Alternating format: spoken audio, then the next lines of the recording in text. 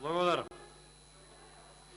Јас цел ден ја следам дебатата по собранието и се чудам чија интерпелација е ова, на сегашната влада која што е на власт 10 месеци, или како што се обидуваат колегите од СДСМ да ја постават како интерпелација на веќе владата која што 10 месеци не е на власт. Да расчистиме. Доста кукат. На избори излеговте, кажавте дека имате план за живот. Кажавте дека имате план. Денеска сите дискусии и на пратениците, и на министрите се дека многу тешка ситуација затекнав. Немавте ли план? Или имавте план? Имавте информации или немавте информации? Значи, заврши таа приказка. Ако не чинела владата предходна, тоа е завршено. Треба да се научите дека 10 месеци сте на власт. Процесите, инвестициите, бруто домашниот производ, бруто инвестиции, извоз, вработеност, економија, култура, све зависи од вас. Тоа или ќе го прифатите дека е така и побрзо ќе ги менувате работите и ќе биде подобро за вас. Или ќе продолжите да живеете во објаснување колку претходната влада не чинела.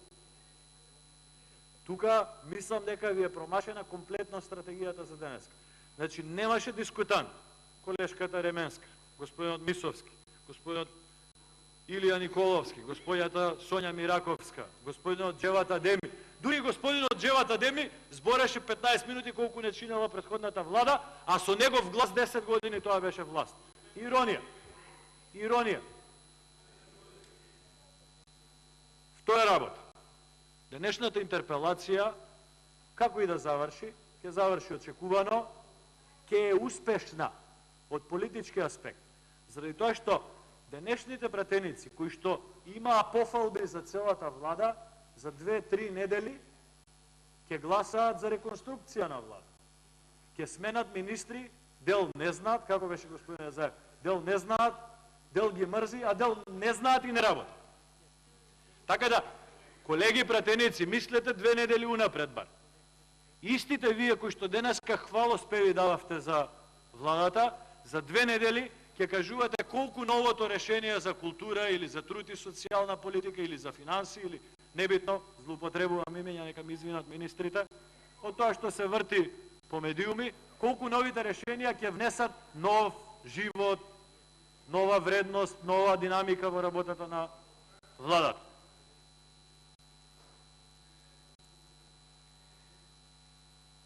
Главен фокус денеска ви е долгот на државата.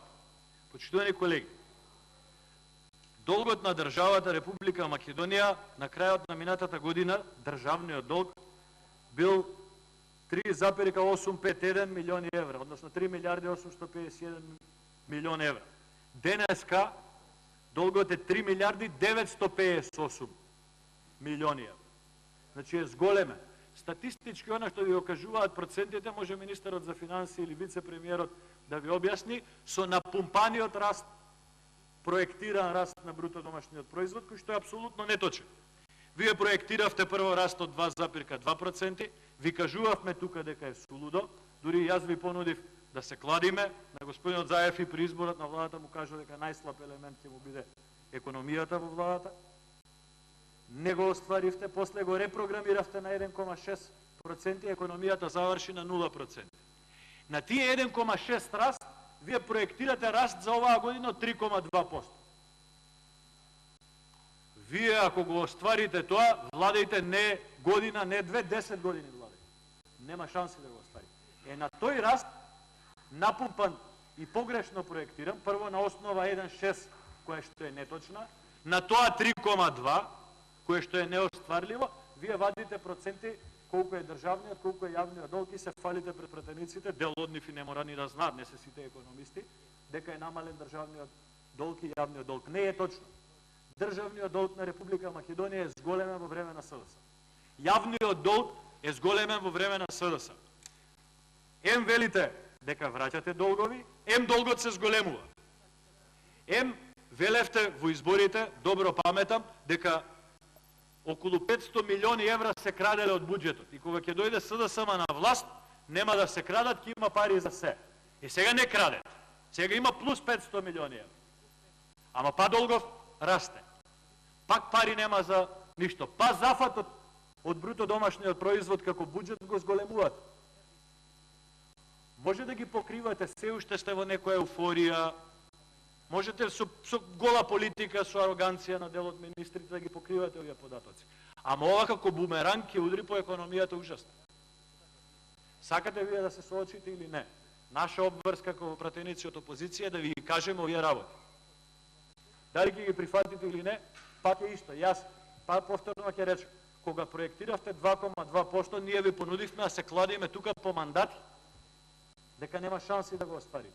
Кога го направивте на 1,6, исто ви понудивме да се кладиме, сите да си поднесеме оставки од пратеници. Така испадна. 0% испадна. Значи, велите дека враќате долг, долгот расте. 500 милиони не се крадат од буџетот на Република Македонија. Да не го споредувам тоа со капиталните инвестиции во првите 2 месеци. Во првите 2 месеци од оваа година имате капитални инвестиции од 16 милиони евра. Заокружувам. Минатата година капиталните инвестиции биле 49 милиони евра.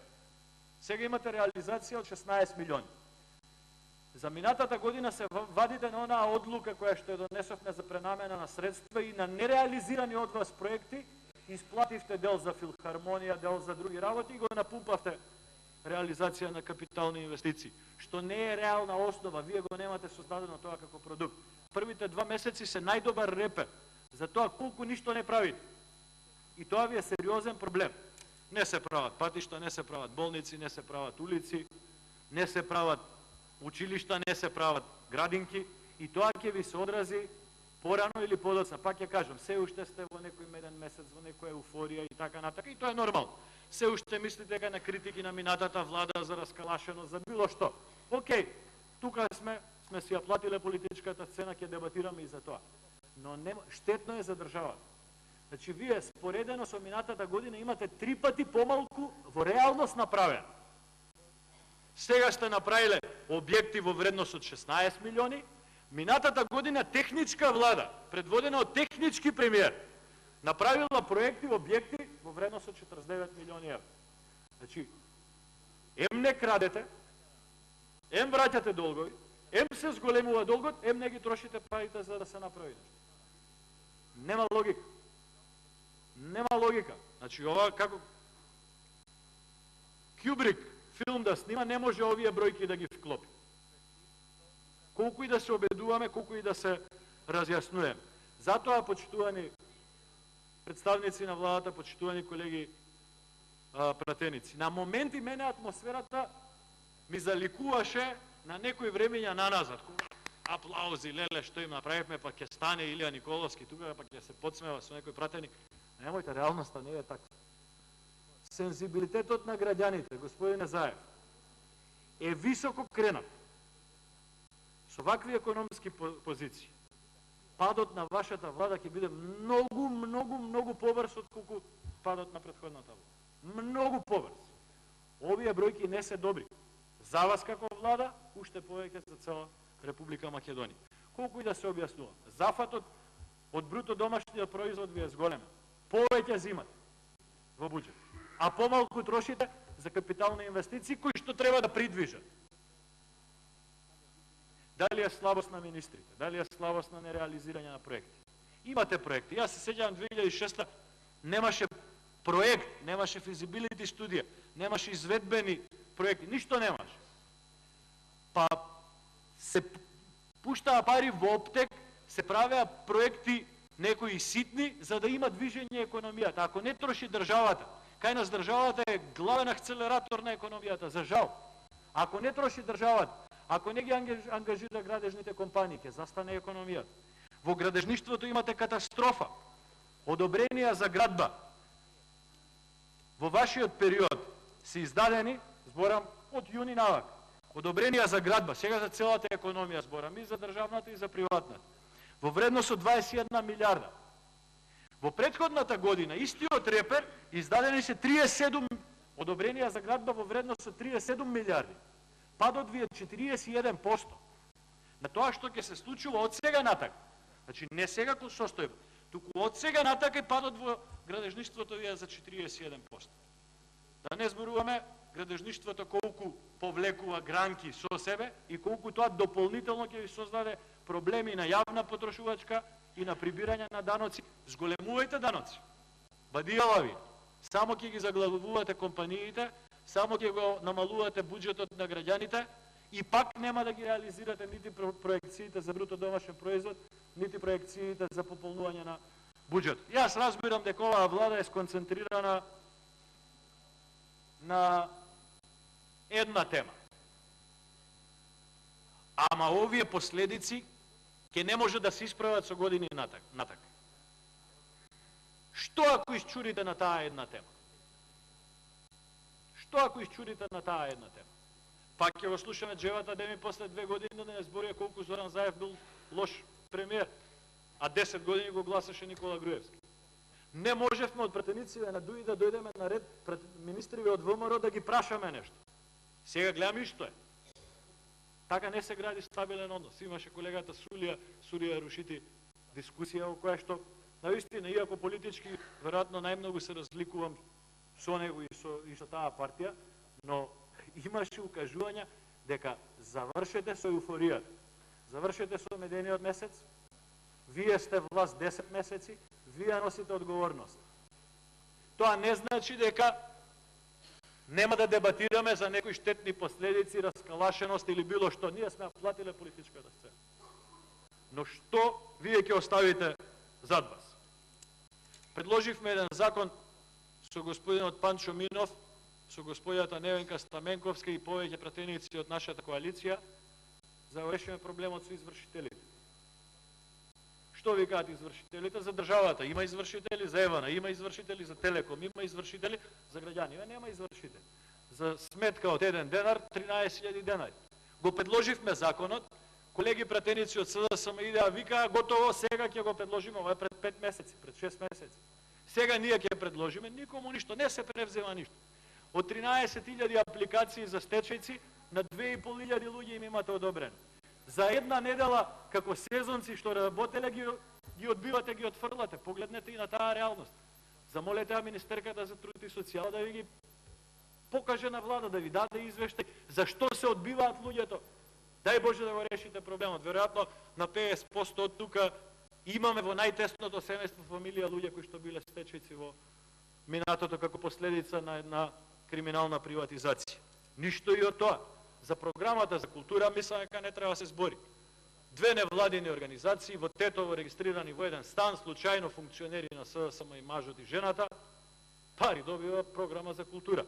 Или не знам, тумор на мозок, книга како поддршка за програма за култура. Или не знам, ред други работи. Требало квота да се задоволи, толку за ДУИ, толку за СДСМ.